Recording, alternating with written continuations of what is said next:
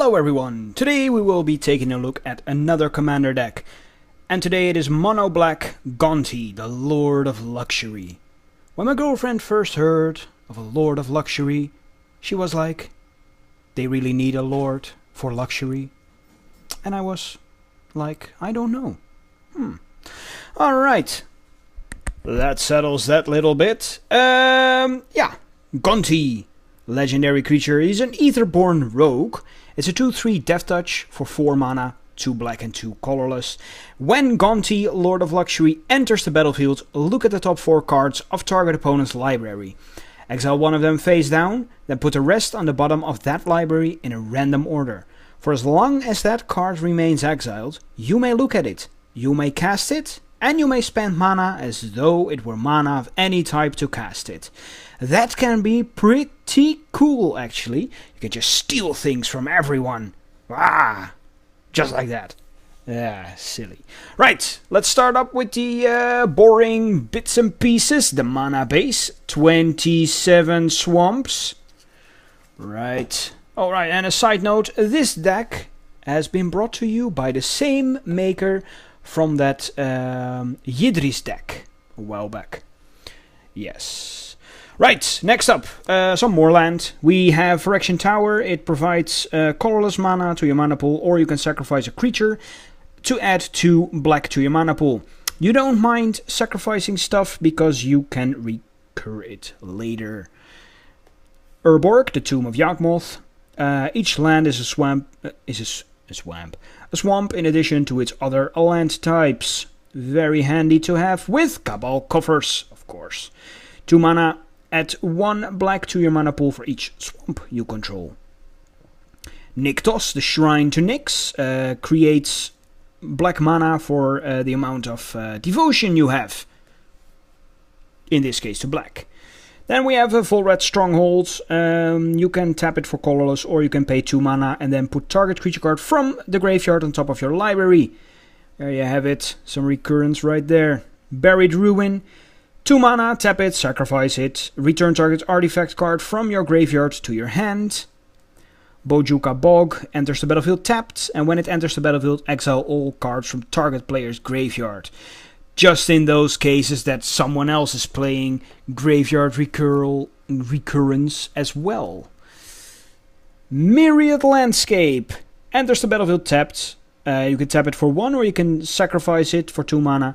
Search your library for up to 2 basic land cards that share a land type. Put them onto the battlefield tapped, then shuffle your library. Reliquary Tower. You have no maximum hand size. Taps for colorless. High Market. Sacrifice a creature, you gain 1 life. Add 1 colorless to your mana pool.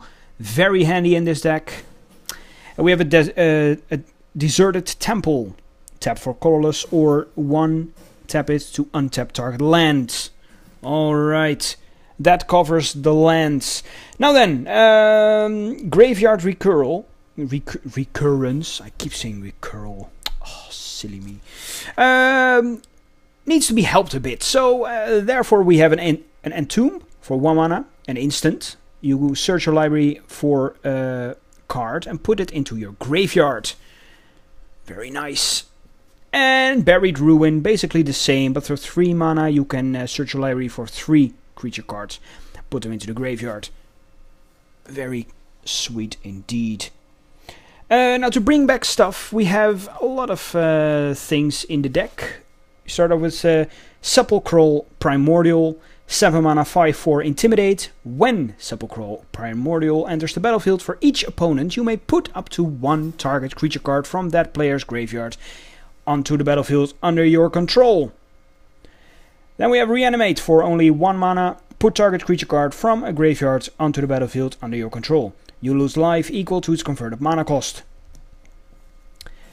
Puppeteer Clique, 5 mana flying. When Puppeteer Clique comes into play, put target creature card in an opponent's graveyard into play under your control. It has haste at the end of your turn, remove it from the game. And it has Persist. Chainer. Dementia Master. All nightmares get +1/+1. And for 3 mana and 3 life, you can put target creature card from a graveyard into play under your control. That creature is black and is Nightmare. in addition to its creature types. When Chainer Dementia Master leaves play, remove all nightmares from the game. And it's a 3/3. Then we have Necromancy, which is an enchantment for 3. You may choose to play Necromancy as an instant. If you do, bury it at end of turn. When you play Necromancy, choose target creature card in any graveyard. When Necromancy comes into play, put that creature into play as though it were just played, and Necromancy becomes a creature enchantment that targets the creature. If Necromancy leaves play, bury the creature. Right, so either you can have it stick around, or you can just play it as an instant to bring something back instantly, but then it leaves as well. Right, Geth, the Lord of the Vault. 6 mana for a 5/5 Intimidate. It has X and black. Put target artifact or creature card with converted mana cost X from an opponent's graveyard onto the battlefield under your control tapped. Then that player puts the top X cards of his or her library into his or her graveyard. Animate that, 2 mana, enchantment aura. Enchant creature card in a graveyard. When it enters the battlefield, you bring it back. And basically it becomes your creature, except for it gets -1/-0. Yes. And when this card leaves, the creature it is attached to leaves as well. Rescue from the Underworld. It's an instant for 5 mana. As an additional cost to cast Rescue from the Underworld, sacrifice a creature. Choose target creature card in your graveyard. Return that creature and the sacrificed card to the battlefield under your control at the beginning of your next end step. At the beginning of your next upkeep. Exile Rescue from the Underworld. Hedonist's Trove, a 7 mana enchantment. When Hedonist's Trove enters the battlefield, exile all cards from target opponent's graveyard. You may play land cards exiled with Hedonist's Trove. You may cast non-land cards exiled with Hedonist's Trove. You can't cast more than 1 spell this way each turn. Shieldred, the Whispering One, 7 mana, 6/6 Swamp Walk. At the beginning of your upkeep, return target creature card from your graveyard to the battlefield. At the beginning of each opponent's upkeep, that player sacrifices a creature. Very nasty card to have in Commander. I remember playing Voltron deck and this card was around, so yeah, there wasn't much to do for me. Alright, next up we have an equipment card, which is sort of recurrence. Nim Deathmantle for 2 mana. It's an equipment and it equips for 4. Equipped creature gets +2/+2, has Intimidate, and is a black zombie. Whenever a non-token creature is put into the graveyard from the battlefield, you may pay 4. If you do, return that creature card to the battlefield and attach Nim Deathmantle to it. Then we have Wake the Dead, 2 mana and X. You can cast it only during combat on an opponent's turn. Return X target creature cards from your graveyard to the battlefield. Sacrifice those creatures at the beginning of the next end step. This is actually quite a nice card. It's only been printed in Commander 14. I haven't ever played with this card, but I imagine it is loads of fun. Just thinking about how your opponent is anxious to attack you, and you'll just raise the dead to just block it and just get rid of everything. Very nice indeed. Corpse Dance, an instant for 3 with buyback of 2. Put a top creature card from your graveyard into play. That creature has haste. Remove the creature from the game at end of turn. In this card's case, graveyard order matters. So don't you just go stacking up stuff that's not supposed to be stacked like that. Just leave it the way it enters the battlefield. The graveyard, sorry. Dawn of the Dead. 5 mana enchantments. At the beginning of your upkeep, you lose 1 life. At the beginning of your upkeep, you may return target creature card from your graveyard to play. That creature gains haste until end of turn. Remove it from the game at end of turn. And then finally we have Living Death. It's a sorcery for 5 mana. Each player exiles all creature cards from his or her graveyard, then sacrifices all creatures he or she controls, then puts all creatures he or she exiled this way onto the battlefield. So basically you just switch the ones in play and the ones in the graveyard. Right. Now then, yeah. How do we get more stuff in the graveyard? Well, there is Decree of Pain. Destroy all creatures that can't be regenerated. Draw a card for each creature destroyed this way. It's a very pricey card. It's 8 mana, but you can cycle it for 5, and then it gives all creatures -2/-2 instead, which can still be pretty effective. Mutilate, 4 mana sorcery. All creatures get -1/-1 until end of turn for each swamp you control. Of course, we play Damnation. Destroy all creatures for 4.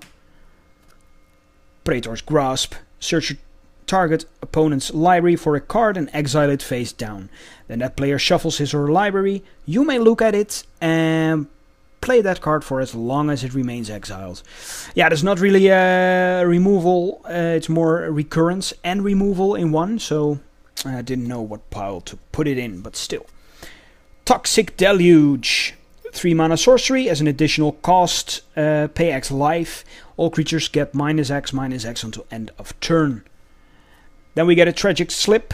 Very effective. For 1 mana, target creature gets -1/-1. And for Morbid, -13/-13 if a creature died this turn. Sweet indeed. Right, then we get a Merciless Executioner for 3 mana, 3/1. When it enters the battlefield, each player sacrifices a creature. In that same spirit, Flashback Marauder, which is exactly the same. Archfiend of Depravity, 5 mana, 5/4 flying. At the beginning of each opponent's end step, that player chooses up to 2 creatures he or she controls, then sacrifices the rest.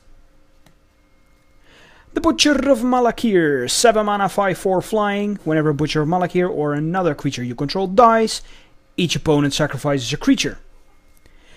Then we have a card that I don't really understand why it's in the deck. Danny, if you are listening to this, please leave a comment down below. Why is this card in here? Skull Collector, 3 mana, 3/3. At the beginning of your upkeep, return a black creature you control to its owner's hand. For 2 mana, regenerate. And then we have some bounce. We have an Erratic Portal, 4 mana, 1 colorless. Tap it. Return target creature to its owner's hand unless its controller pays 1. Cloudstone Curio, for 3 mana and artifact. Whenever a non-artifact permanent comes into play under your control, you may return another permanent you control that shares a permanent type with it to its owner's hand. Alright. Cauldron of Souls, for 5 mana, it's an artifact. If you tap it, choose any number of target creatures. Each of those creatures gain Persist until end of turn. That's very nice. Now then, all those cards cost a lot of mana, so how will you get that mana? Of course, with artifacts. We have a Gauntlet of Power for 5 mana. It comes into play, choose a color. Creatures of the chosen type color gets +1/+1. Basic land taps for an additional mana of the chosen color, so that's black in this case. Thran Dynamo for 4 mana, an artifact. It taps for 3 colorless mana. Ashnod's Altar for 3 mana, artifact. Sacrifice a creature, add 2 colorless mana to your mana pool. Very effective in this deck. Caged Sun, 6 mana, choose a color again, and then again all creatures of the chosen color have +1/+1, and the land ability that creates one of those colors will provide an extra one. Of course, we have a Soul Ring for 1 mana, it taps for 2. Mana Vault for 1 mana, it taps for 3, but it doesn't untap and deals 1 damage each upkeep to you. But you can untap it for 4. Only during your upkeep. We have a Mana Crypt, 0 mana, taps for 2 mana, and at the beginning of your upkeep flip a coin. If you lose the flip, Mana Crypt deals 3 damage to you. There have been a couple of instances where my friends played this card and they were glad that it was removed at some point, because they were slowly dying from the Mana Crypt. Be careful with that. Cryptghast. 4 mana 2/2 with Extort, so when you cast a spell you may pay either white or black. If you do, each opponent loses 1 life and you gain that much life. Whenever you tap a swamp for mana, add 1 black to your mana pool. Nice. Alright, so of course we have some stuff that can search for all of this. We have a Demonic Tutor, the classic tutor. For 2 mana you can just search for a card and put it into your hand. Of course, we have the Vampiric Tutor. For 1 mana, search a card, put it on top, you lose 2 life. Diabolic Tutor for 4 mana, search for a card, put it into your hand. And then we have some creatures, Tutors on a stick, a Rune-Scarred Demon, 7 mana 6/6 flying. When it enters the battlefield, search your library for a card, put it into your hand, then shuffle your library. CDC, the Undead Vizier. It has Death Touch for 5 mana. It's a 4/6 with Exploit, yet again. Exploit in this case says, when this creature enters the battlefield, you may sacrifice a creature. When CDC Undead Vizier exploits a creature, you may search your library for a card, put it into your hand, then shuffle your library. Then we have Razaketh the Foul-Blooded, 8 mana, 8/8 flying and trample. From the latest set, Hour of Devastation, pay 2 life, sacrifice another creature, search your library for a card and put that card into your hand, then shuffle your library. Then we have some card draw with Greed. It's an enchantment for 4, and if you pay 1 mana, you pay 2 life, you can draw a card. Then we have a very big thing that can also draw cards, but it can also destroy things and get stuff from the graveyard. It's of course Kozilek, the Butcher of Truth. 10 mana for a 12/12. When it enters the battlefield, draw 4 cards. It has Annihilator 4, and when it's put into the graveyard from anywhere, shuffle the graveyard back into the deck. Then we have another way to discard some cards. Sadistic Hypnotist for 5 mana. We have a 2/2, sacrifice a creature. Target player discards 2 cards from his or her hand. Play this ability only anytime you could play a sorcery. And we have some stuff that does a lot at once. The Disciple of Bolas for 4 mana. We have a 2/1. When it enters the battlefield, sacrifice another creature. You gain X life and draw X card, where X is the creature's power. And we have the Grey Merchant of Asphodel. 5 mana, 2/4. When Grey Merchant of Asphodel enters the battlefield, each opponent loses X life, where X is your devotion to black. You gain life equal to the life lost this way. Well then, we have a lot of come into play abilities, we have triggered abilities, we have stuff like that. So, first of all, Minion Reflector to copy creatures. For 5 mana, it's an artifact. Whenever a non-token creature comes into play under your control, you may pay 2. If you do, put a token into play that's a copy of that creature. That creature has haste and, at the end of turn, sacrifice this permanent. Of course, we have a Blade of Selves for 2 mana. Equipment, equips for 4. Equip creature as Myriad. Whenever it attacks for each opponent other than defending player, you may put a token that's a copy of that creature onto the battlefield tapped and attacking that player or a planeswalker he or she controls. Exile the tokens at end of combat. Right, we can copy triggered abilities with Strionic Resonator, cost 2 and 2 to activate, and you may choose new targets for the copy. Then we have a Panharmonicon, 4 mana, artifact. If an artifact or creature enters the battlefield, causing a triggered ability of a permanent you control to trigger, that ability triggers an additional time. And we have a Conjured Closet, just to trigger stuff again, if you really want to. For 5 mana, at the beginning of your end step, you may exile target creature you control and bring them back immediately right after that. Right, the final pile of cards is just some stuff that triggers when stuff goes into the graveyard. Solemn Simulacrum. For 4 mana we have a 2/2. When it enters the battlefield you may search your library for a basic land card, put it onto the battlefield tapped, and shuffle your library. When it dies you draw a card. Pretty standard. Of course we have Kokusho, the Evening Star, 6 mana flying, 5/5. When it is put into the graveyard from play, each opponent loses 5 life. You gain life equal to the life lost this way. Black Market, which is an enchantment for 5. Whenever a creature is put into a graveyard from play, put a charge counter on Black Market. At the beginning of your pre-combat main phase, add black mana to your mana pool for each charge counter on Black Market. We have a Massacre Worm, 6 mana, 6/5. When it enters the battlefield, creatures your opponents control get -2/-2 until end of turn. Whenever a creature an opponent controls is put into a graveyard from the battlefield, that player loses 2 life. Then we have Grave Pact, which is an enchantment for 4. Whenever any creature you control is put into a graveyard, each other player sacrifices a creature. This is a very nice card. I love it. And to enable that, we have Altar of Dementia. For 2 mana, it's an artifact. You can sacrifice a creature. Then target player puts a number of cards equal to that creature's power from the top of his or her library into his or her graveyard. Well, there you have it. That's Gonti, the Lord of Luxury. It's actually a very nice deck. Danny said it was very pleasant to play with. He really enjoyed it. I didn't understand the deck very well when I was playtesting it, but that's because I never played Graveyard involving decks before. So, yeah, I believe him to his word. So, thank you all for watching, and see you guys next time. Bye-bye.